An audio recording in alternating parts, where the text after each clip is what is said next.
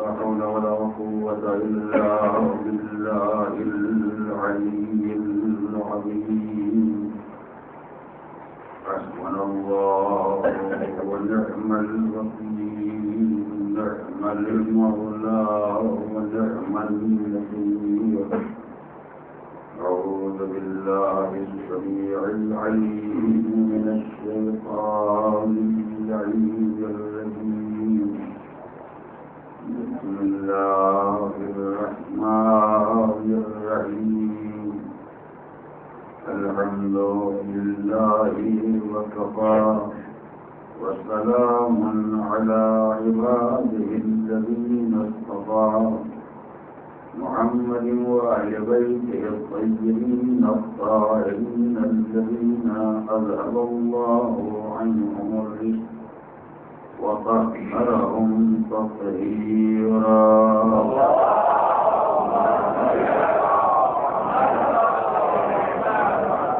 أما بعد فقد قال سيد الأنبياء والمرسلين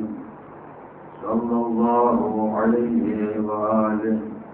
من مات ولم يعرف إمام زمانه مات ميتة جاهلية.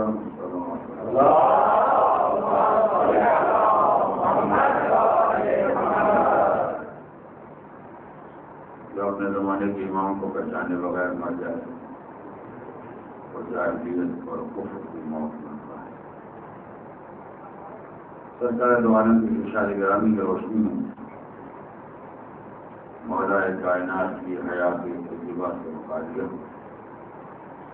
جو باتیں آپ جا رہی تھیں اس کے پہلے مرحلے پر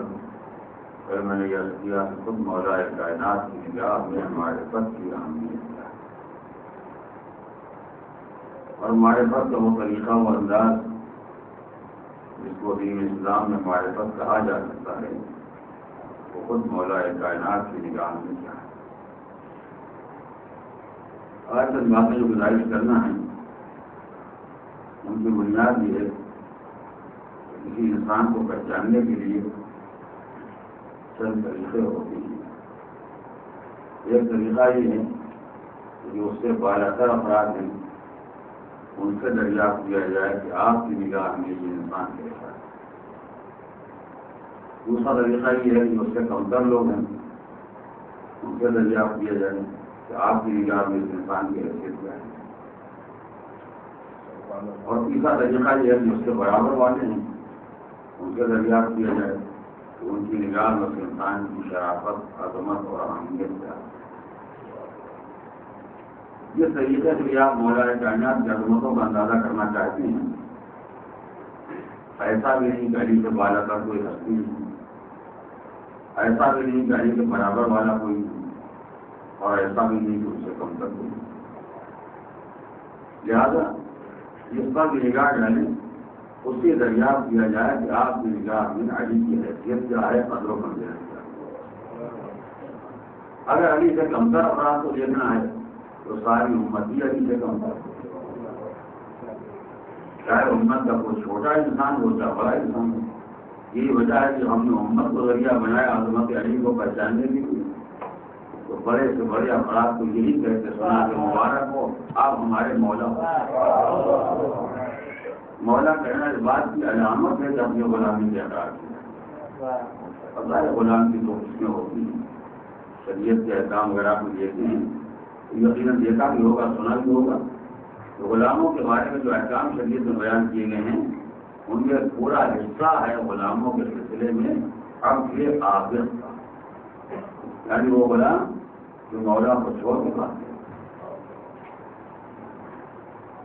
اس کا مطلب یہ کہ غلاموں کے دو طرح کے کردار مولا کے وفادار بھی ہوتے ہیں اور مولا سے رسائی کرنے والے بھی ہوتے ہیں. اتنی بات تو طے ہو گئی کہ علی مولا ہے. مولا کی دو قسمیں جو مولا ہے وہ بہرحال مولا ہے, غلاموں ہی کی دو قسمیں ہو سکتی ہیں. جو ساتھ رہنے والے وفادار ہیں وہ قدموں میں رہے ان کے جو باہرنے والے ہیں. جب نبی کے ساتھ نہ رہ سکے تو علی کے ساتھ.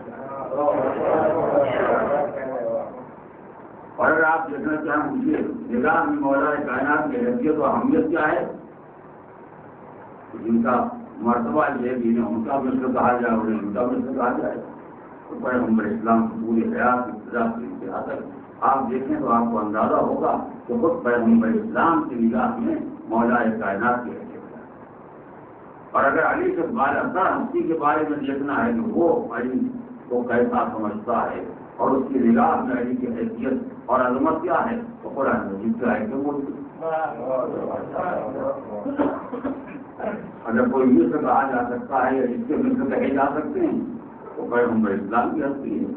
اگر کوئی بالاتر ہے تو پروردگار ہے اور کم کر کے تو ساری کائنات ہے۔ مگر کوئی ایسا نہیں ہے جو عظمت علی کا اقرار کرنے والا یا اعلان کرنے والا نہ ہو۔ اس کے برخلاف دنیا میں جہاں بھی آپ چلے جائیں، امت کا بڑے سے بڑا انسان وہ ہے جو اس سے کمتر ہیں انہیں تو تعریف کرتے دیکھا، لیکن جو بالاتر ہے اسی کی زبان پر یہ کلمہ خیر ہے، کلمہ تعریف کی تنقید ضرور دیتی ہے، تمہیں ایسا نہیں کرنا چاہیے، تمہیں یہ نہیں کرنا چاہیے، تمہارا طریقہ کار غلط ہے، مگر کوئی بالاتر کی حقیقتوں کا جاننے والا ہے، وہ تعریف کرنے والا پیدا ہو جائے۔ یہ کمال اور یہ امتیاز تنہا مولا کائنات کی حیات طیبہ کو حاصل ہے کہ پروردگار سے لے کے بندوں تک جو ہے وہ علی کی ثنا و صفت میں مصروف۔ قرآن مجید کی آیتیں عظمت علی کی دلیل ہیں، پیغمبر اسلام کے حدیث حضور کے ارشادات عظمت علی کی دلیل، امت کے اعترافات اور اقرار، اور اقرار بھی کوئی معمولی اقرار نہیں ہے، کہہ دینا کیا کہنا سبحان اللہ، ایسے اقرار تو بہت سننے میں آتے ہیں، مگر کوئی انسان کسی کو کتنا ہی اونچا کرنا چاہے تو اس کی تعریف کر سکتا ہے، اپنے کو گرا نہیں سکتا ہے۔ لیکن علی کا مرتبہ وہ مرتبہ ہے، وہ عظمتیں ہیں کہ جہاں انسان اپنے کو گرانے کی شرط محسوس کرتا، اگر یہ نہ ہوتے یعنی اتنا رشتہ بھی اگر علی سے قائم ہو جائے کہ اگر یہ نہ ہوتے تو ہم ہلاک ہو جاتے، یعنی ہماری بقا خالی اس کی طرف منسوخ ہو جائے، یہ بھی ہمارے واسطے ایک شرف کا ایک مرتبہ ہے۔ ساری دنیا انہیں شرف کا معیار بنائے ہوئے ہے، وہ علی سے نسبت کو شرف کا معیار بنائے۔ لیکن چونکہ سلسلہ مولا کائنات کی ولادت سے باقاعدہ سے متعلق ہے، اصل باقی کی موقع کو گزارش کرنا ہے،